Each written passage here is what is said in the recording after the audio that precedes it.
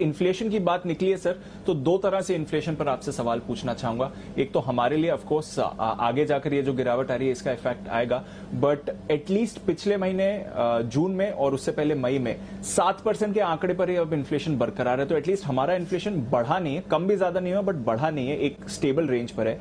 क्या ये कुछ पीक के संकेत दे रहा है? और शाम जो अमेरिका का इन्फ्लेशन डेटा आने वाला है, अनुमान है कि 8.6 से बढ़कर 8.8% रह सकता है, तो यहां पर क्या करना है? दो चीजें हैं दीप। देखिए, हमारा इन्फ्लेशन 7% के आसपास बहुत सूदिंग है, इसमें कोई डाउट नहीं है। अब हम नेगेटिव इंटरेस्ट रेट्स पर मुश्किल से 2% के आसपास है, 2.1% है, क्योंकि हमारा ब्याज दरें हमारी 4.9% है, 5% से थोड़ी सी कम, 7% से थोड़ा सा ज्यादा इन्फ्लेशन, 2-2.25% का गैप है जो हम आसानी से जल्दी से पूरा कर लेंगे। स्पेशली कच्चे तेल के दाम अगर यहाँ $100 के आसपास भी रह जाते हैं और 0.5% आरबीआई ब्याज दरें बढ़ा देता है तो वी आर डन।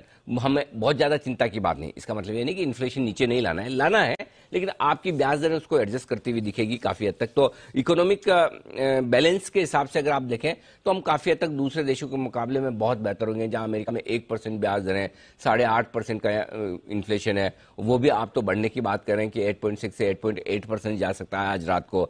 अब 8.8% तक तो ठीक है दीप, काफी लोग तो ये मान रहे हैं कि 9% ना आ जाए, और अगर आज 9% आ जाए तो फिर अमेरिका में इस महीने की जो पॉलिसी है फेड की, उस पॉलिसी में 0.5% तो सब लोगों ने मान ही लिया है। सोचिए, 0.5% ब्याज दरें बढ़ेगी इस पॉलिसी में, ये मानने वाले लोग 0% है, और 0.5% बढ़ेगी ये मानने वाले लगभग 90% है, और 1% मानने के लिए भी लोग तैयार हो रहे हैं, क्योंकि अभी तक कहीं कोई संकेत इन्फ्लेशन के काबू में होने के आए नहीं। और गलती से अगर आज का इन्फ्लेशन का आंकड़ा 8.8% के ऊपर आ जाए या 9% टाइप का आ जाए तो फिर आप समझ लीजिए फिर तो मामला बहुत ही सीरियस है। और तब अगर फेड 1% भी ब्याज दरें बढ़ा दें तो कोई बहुत बड़ी बात नहीं, और वो बढ़ाए ना बढ़ाए, कम से कम अमेरिका के मार्केट बॉन्ड मार्केट उसे मानकर एडजस्ट करने की कोशिश अपने आप को कर सकते हैं। तो मेरे ख्याल से हमारे इन्फ्लेशन से कोई खास फर्क पड़ना नहीं है बाजारों पर।